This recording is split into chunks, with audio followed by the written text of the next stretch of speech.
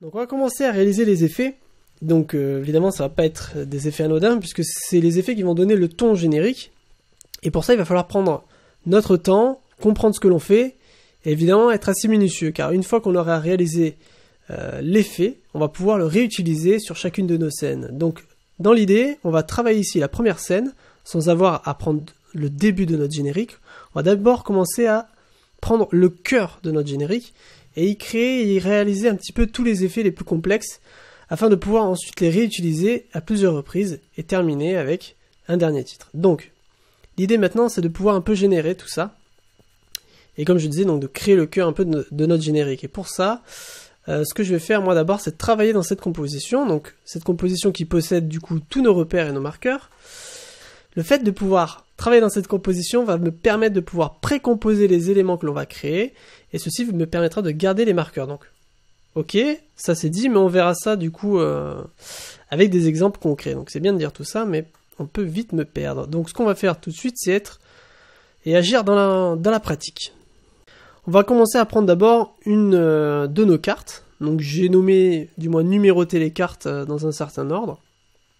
Donc si je trie par nom, on va avoir à notre ordre, donc peu importe. Moi je vais prendre la carte 1 du coup, puisque c'est la première, hein, on va pas se prendre la tête. Je vais la glisser, donc déjà première chose qu'on va prendre en compte, c'est que la carte est très grande. Si je dézoome, on peut voir par rapport à ma composition, c'est quand même une sacrée résolution. On peut le remarquer ici dans les informations de notre élément, hein, 5800 pixels, voilà, bon c'est pas mal, ça me permettrait de bien travailler dedans. Donc ce que je fais, c'est que je vais d'abord un peu, justement, travailler ça, donc... Premier raccourci, ici j'utilise S, donc pour afficher l'échelle directement, ça me permet d'éviter ici de développer comme ça, et de transformer, d'avoir plein de valeurs qui ne m'intéressent pas. Donc S comme scale en anglais. Donc ici je vais pouvoir prendre une des deux valeurs, donc X, Y. Donc comme elles sont chaînées ici, les deux valeurs changent en même temps. Donc ok, donc c'est bien, je vais prendre par exemple une petite zone, je vais me mettre du côté de l'Europe, c'est assez sympa l'Europe. Ça me parle en tout cas. Donc, ce qu'on va faire avec ça, c'est réaliser une première apparition. Donc, on va générer nous-mêmes un effet d'apparition. Donc, je vais ajuster un peu ma composition. Et donc, l'idée maintenant, c'est de réaliser une apparition. C'est-à-dire qu'on va faire apparaître notre support qui est une carte. Donc, l'idée est de donner l'impression qu'on est sur un support en papier. Donc, un parchemin, quelque chose dans le genre. Et l'idée, c'est de le faire apparaître. Donc, on va utiliser le principe de combustion, où le papier va se consumer par un effet de feu, comme si on l'avait allumé avec une torche, sauf qu'il ne va pas disparaître, on va le faire apparaître. Et l'idée justement c'est de faire apparaître des éléments, et pas de les faire disparaître, donc il va y avoir un effet un peu à contresens, mais justement c'est ça qui est un petit peu aussi artistique, donc c'est bien de parler, mais l'idée maintenant c'est de créer un support d'apparition, donc on va utiliser un solide, et moi dans l'idée c'est de partir sur une composition qui est de plus haute résolution, donc là on est sur une petite résolution, c'est-à-dire par rapport à la façon dont on va travailler. Donc l'idée c'est d'envoyer cette carte dans une nouvelle composition directement. On va pas travailler avec ce calque brut ici, on va l'envoyer ailleurs. Donc je vais ici dans calque, précomposition, et donc en gros on va dire là on va aller sur la scène A et on va renommer ça par la suite. Donc ici moi ce que je veux c'est de transférer tous les éléments et voilà, ça part dans la nouvelle composition. Donc une fois qu'on a fait ça, l'avantage de faire ça, si je rentre dans cette nouvelle composition, donc scène A, on va avoir du coup la joie de retrouver un peu tous nos marqueurs ici, tout ce que l'on a gardé, donc ça va permettre justement de savoir à quel moment je peux animer un petit peu tous mes éléments. Donc c'était l'avantage de pouvoir importer directement un élément dans la composition précédente, ça nous a permis de garder un petit peu toutes ces informations. Donc ok, ce qu'on va faire maintenant, c'est paramétrer cette nouvelle composition, et on va aller sur une résolution de 2000 par 2000, au moins on se donne un peu de marge et on peut travailler dedans. Donc ça c'est une première chose. Donc là on a notre carte en support, et je vais créer un solide. Donc, on va d'abord passer à l'étape d'animation de notre apparition en tout cas. Donc, je crée ici un solide. Donc, le solide, on va pouvoir lui donner plusieurs informations. Donc, ici, il va récupérer la taille de la composition. Je vais lui donner une couleur totalement blanche. Et on le renommera par la suite. Donc là, j'ai un solide blanc de la taille de la composition. Il est arrivé juste ici et on va lui appliquer un masque. Donc, je vais aller chercher ici dans ma liste de masques l'outil ellipse et je vais me placer un peu au centre du calque. Donc lorsque je vais rester cliqué, donc on va avoir des formes ovales écrasées. Donc pour essayer de rester homothétique, je vais appuyer sur Shift enfoncé du clavier. Donc c'est déjà pas mal, on a un cercle et donc je vais ajouter à cette touche enfoncée pomme ou CTRL sur Windows, et ça me permettra de pouvoir rester centré à la fois. Donc au moins j'ai un cercle grand et centré. Donc ok. Là j'ai un premier cercle, c'est bien, on a masqué cette zone de notre solide, et ici j'ai un masque qui vient d'arriver, donc le masque que l'on vient de créer à l'instant. Je vais pouvoir développer un petit peu ces valeurs, on va pouvoir retrouver 4 informations. Donc ici ils sont tracés, que l'on va pouvoir animer en appuyant ici sur le chronomètre. Donc en appuyant, je vais avoir du coup mon image clé, que je vais pouvoir les déplacer. Donc ça sera la dernière image clé, puisque là, mon cercle est totalement déployé, puisqu'on part sur un principe d'apparition. Donc ce que je vais faire maintenant, si je veux revenir en arrière, donc je vais double-cliquer sur un des bords. Ça va me donner le cadre de déformation, tout simplement. Donc je vais partir sur un angle, vous voyez donc mon curseur qui change. Et pareil, je vais le rapetissir du coup. Le fait de changer ces valeurs de tracé va automatiquement me créer ici une nouvelle valeur. Donc on peut voir, j'ai deux valeurs, donc une animation, donc on a un cercle qui s'agrandit de par les tracés. Donc on va donner un petit contour progressif, donc vous voyez que là on va donner un certain flou. Donc c'est déjà pas mal, ça nous donne rien pour l'instant, donc on va aller ajouter à notre masque un effet qui est très intéressant, c'est le contour brut. Donc déjà rien qu'à cet effet seul, on va retrouver quelque chose qui est intéressant. Et on va déjà commencer à percevoir notre effet. Donc le contour brut va donner une variation de forme qu'on va pouvoir nous-mêmes un petit peu changer ici sur l'échelle. C'est-à-dire si j'augmente l'échelle, les formes vont être plus lisses tout simplement parce que la zone de turbulence est agrandie. Et si je la réduis à l'échelle, évidemment, on va avoir plus de détails. On va avoir une autre valeur qui est intéressante, c'est la netteté. Vous voyez qu'ici on a une certaine diffusion. Si j'augmente la netteté, on va avoir du coup une moins grande diffusion et donc beaucoup plus de netteté, ça va devenir plus fin en tout cas sur les bords. Ok pour ça, et quelque chose qui est intéressant c'est le contour progressif. Si on a un contour à 0, évidemment on n'a plus rien, et si on augmente ce contour, on va avoir vraiment une force de déformation.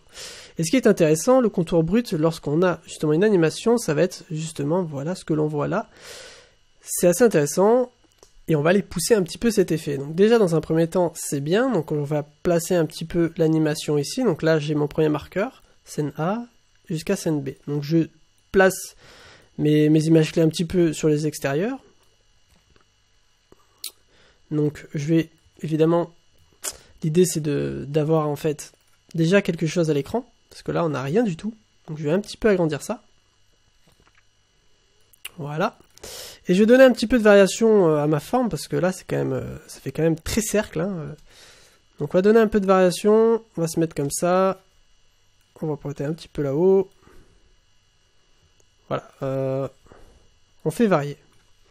On fait varier, au moins ça monte plus sur le haut et presque pas vers le bas. Donc voilà, c'est pas qu'un cercle. Donc là, on a une autre façon de faire apparaître. Donc c'est pas mal. Je vais replacer mon image clé un petit peu derrière. Donc ok, c'est bien, je vais pouvoir renommer ce calque par exemple, et dire que ça va être l'apparition 1, car l'idée c'est qu'il y en ait plusieurs. Ça c'est la première apparition, donc l'apparition de la scène A. Il va falloir tout de suite s'organiser. Ici par exemple, on a deux compositions, donc la scène A et le générique Epic Mix, donc c'est le nom du fichier musical. Et pour ça on va commencer un petit peu à ranger, donc l'idée c'est de créer tout de suite un dossier composition et de placer un petit peu tout ça dedans. Donc là, on a nos deux compositions. Cette composition, il faut tout de suite la renommer, c'est la composition finale, ok? Et là, on a la composition scène A. Sachant que l'on va avoir plusieurs scènes, ici, je vais lui attribuer son dossier. Scène A. Donc là, on a le dossier de la scène actuelle avec sa composition actuelle.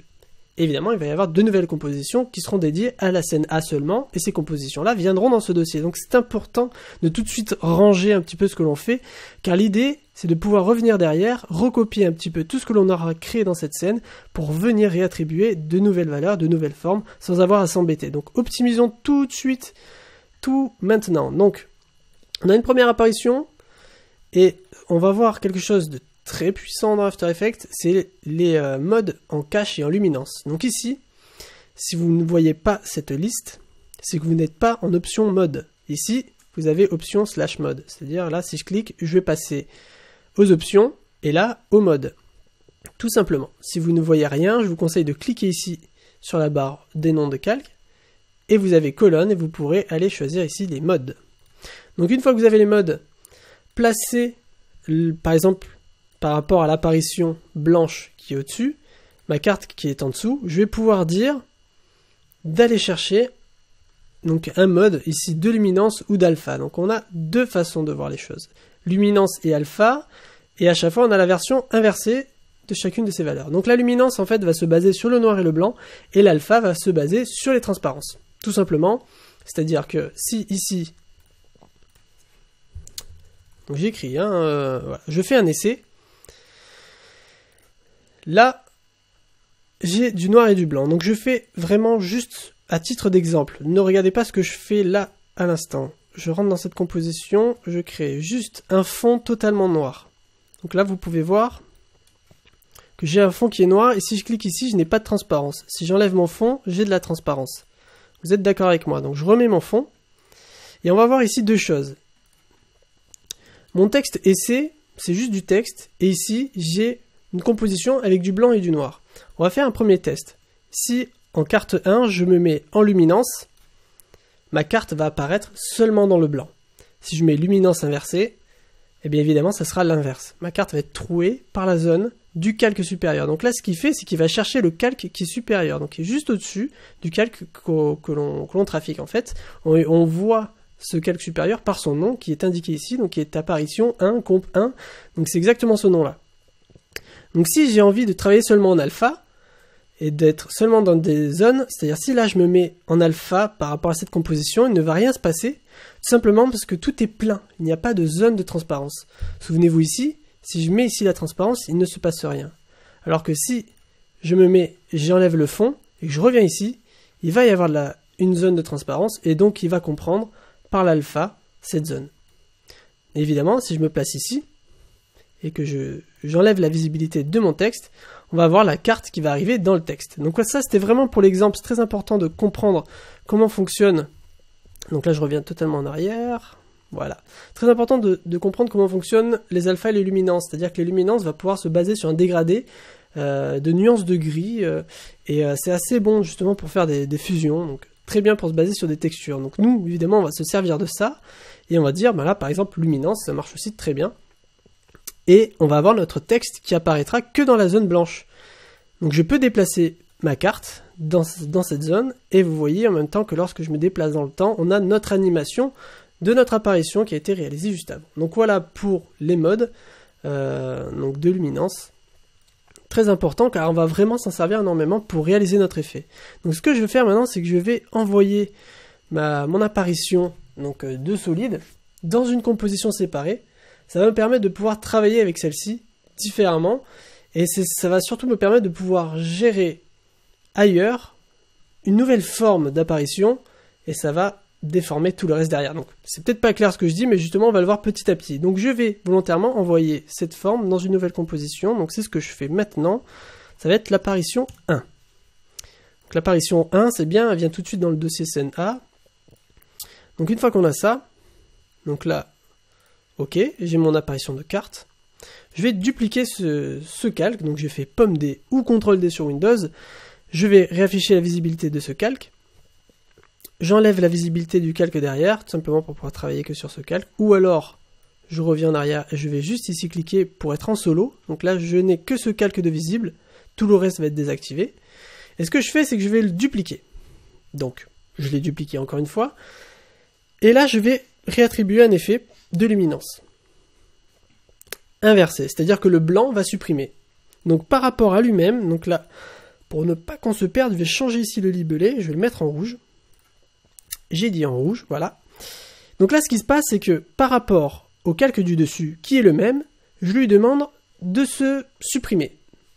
Et donc on va avoir une légère diffusion tout autour par rapport au fondu qu'il y a d'actualité, enfin d'origine. Donc si je décale maintenant cette composition, si je la décale en arrière, tout simplement, on va avoir une épaisseur qui va jouer. Tout simplement parce que cette composition va retarder, et donc dans le temps, par rapport à l'évolution de notre masque, on va avoir la composition ici, juste en dessous, qui va être plus avancée que la composition sur laquelle on se masque. Donc tout simplement, ceci me permet d'avoir cet effet un petit peu bricolé, donc cet effet de contour. Et c'est grâce à cet effet de contour qu'on va pouvoir justement à avoir une impression de combustion, et on va travailler beaucoup avec ce principe de décalage et de masque. Vous voyez que plus je décale ma composition supérieure, plus on va avoir une épaisseur tout simplement. Donc là je veux justement dans l'idée avoir quelque chose qui est assez fin, donc je recale un petit peu ma composition, et je peux commencer à jouer un petit peu sur sa couleur. C'est-à-dire si j'enlève le mode solo, donc là je vais retrouver mon calque juste derrière, plus mon nouveau duo, donc de calque en luminance inversée cette fois-ci, et ça me donne ce contour, et ce contour on va pouvoir un petit peu lui attribuer de nouvelles couleurs. C'est-à-dire qu'ici je vais aller chercher un petit effet qui est très bête, c'est l'effet remplir, et je vais remplir l'apparition 1, donc juste ici, donc je vais remplir le calque qui est visible, et donc lorsque j'applique cet effet, je vais pouvoir lui changer ici sa couleur, et partir sur quelque chose d'assez sympa. Donc là pour le moment je reste sur ça, voilà, un petit orange, et on va continuer un petit peu à travailler. Donc déjà ce qui est bien, c'est qu'ici on a maintenant les modes de fusion. Vous voyez qu'il y a toujours tout un tas de modes de fusion, je vous conseille un peu de les travailler. Moi d'avance je sais que je vais partir sur le mode incrustation. Donc comme on peut le voir, ici on a, ce mode nous permet, si je reviens en arrière, donc là je vais prendre, vous regardez, une petite photo, et si je vais en incrustation, tac, ici je vais avoir du coup un petit bouton qui va me permettre de pouvoir afficher la photo que j'ai prise précédemment. Donc si je clique une fois, hop, je vois ma photo, et lorsque je lâche mon clic, je vois ce qu'il y a d'actualité. Donc ça me permet de faire une comparaison toute bête. Et donc l'incrustation, le mode d'incrustation, en fait, tout ce qui est de lumière donc claire va s'ajouter, et tout ce qui est foncé du coup va contraster. Donc c'est un effet de contraste en lumière haute et lumière sombre. C'est un peu l'équilibre entre l'addition et le produit. C'est un peu l'équilibre, et ça me permet justement de pouvoir conserver tout le visuel de ma carte, et à la fin d'avoir quelque chose qui est assez lumineux, et comme on a une impression de bord, on a une impression un peu de combustion. Donc là on y va vraiment petit à petit.